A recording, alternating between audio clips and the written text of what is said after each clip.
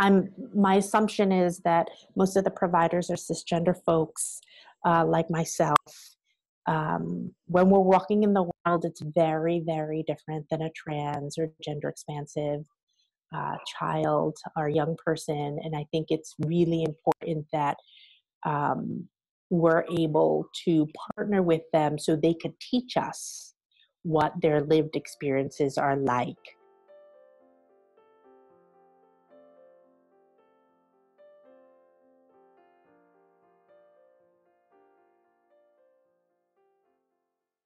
I can remember an experience that I had with a young trans woman who I went to an event with, and we were sitting on a panel together, and we were walking down 42nd Street, and this young person, her gaze was always down, and I didn't really understand why her gaze was always down.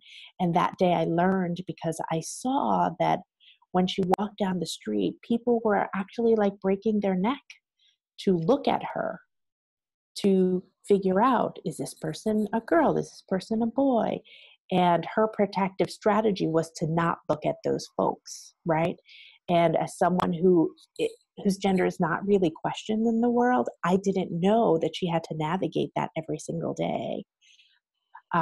So we may have our ideas about what the holidays may be like for them, but their specific context and what they're navigating is truly where we could support them. So listening very carefully and thinking about how they move through the world, which is negotiated very carefully for a lot of trans folks, or not, right? So they'll avoid going out into the world because they don't want their body questioned, is really important for those of us who have not lived, do not have a trans lived experience.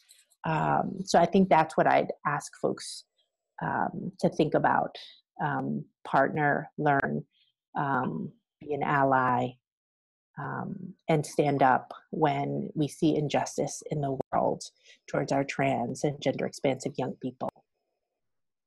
In terms of transgender young people and gender expansive young people in the holidays, I think their concerns are, if they are with their family of origin, being in spaces with family that are unsupportive at best, and sort of aggressive towards them because of who they are at worst, and not being seen in those places, not being respected. And if they're not with family of origin, sort of the nostalgia for having that, I think we overemphasize in the holidays, centralizing them around an imagined family and what that family looks like, and that perfect family. And a lot of our young people may not have that, because of rejection in terms of their identity, or because they've never had it. And those times really create the opportunity for them to feel disconnected, unloved, unable to be loved because of those fractures that have happened, that traumatic break that has happened with family of origin. I think for mental health professionals and folks working with young people, the first task is to listen very carefully, listen to their experiences, listen to what this means to them as an individual and how that context has played out for them. We could ask about their traditions. We can ask about what historically has happened during the holidays with their family. What have they engaged in, what they have not. I also think there's also value in allowing them to not engage, right? Because they may not be ready to, and they may want to not discuss it, or they come from a family that's really supportive and it's a healthy, happy time for them.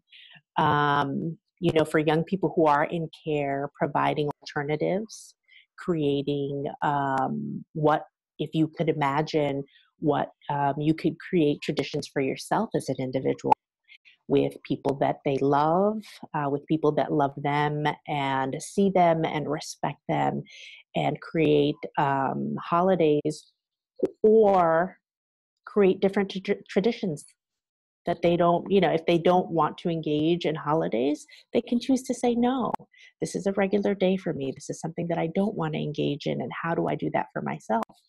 And then for young people who are in the home, ensuring that one, they have they can identify those people in their families or their friend networks that can be of support for them, that they have resources if they're having a hard time on a night where they can't seek support, accessing the Trevor hotline, right, where they could talk to someone, and helping them brainstorm and develop coping mechanisms, coping strategies that they can leverage during these times. So if I'm at Thanksgiving dinner and I'm going to, be around a cousin who's really aggressive towards me, and they're going to be here during these 2 hours, maybe these 2 hours I'm listening to my music, or I'm drawing, or I'm removing myself from this area. But what are those strategies that are going to work for the young people, are going to keep them healthy, are going to keep them connected, and that they are going to understand, right? I think being honest also, not sort of saying, well, it's the holidays, things are going to go really well. That's not necessarily true. The other thing we know about young people is that the holidays is a time when they are more likely to come out, right? And how do we prepare them for that? If there is sort of a violent response, what are the systems in place to protect them, right?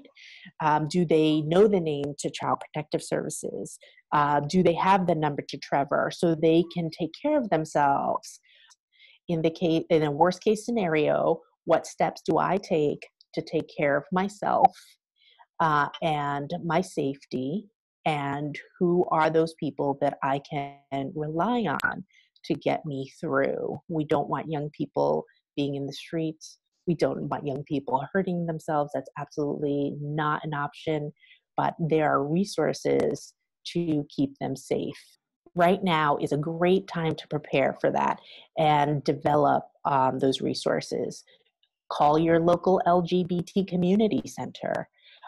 Call the big organizations such as Gender Spectrum or PFLAG or GLSEN. Know who in your community is doing the work and can support you. If you have a young person who is in crisis, something that we've done at Hetrick-Martin Institute is that whenever we have a holiday event, we have an alternative space, and it's called Holiday Blues. And it's a space where young people can go, and the activities are totally different. And if they want to talk about not wanting to engage in holidays, they can do that. And if they don't and they want to do something else, that's totally okay as well. Sometimes we're ready to talk about things. Sometimes we're not ready to talk about things. All of those are valid. And creating the space and allowing young people to lead us down the path is incredibly important, because it'll be much more productive. In our experience at Hetrick-Martin Institute, because of the population that we work with, there sort of isn't one experience. There's many, many experiences. But for us, poverty is a big issue. So ensuring that we're not investing in sort of the commercializing of holidays, but we're really leveraging the spirit of community and being with people who we love is sort of the key, and where we focus on. And how do we create community? How are we contributing to community in ways that are positive? And if I have a space and that space is loving and there's enough room for other people, how do I invite them in if they don't have a place to be?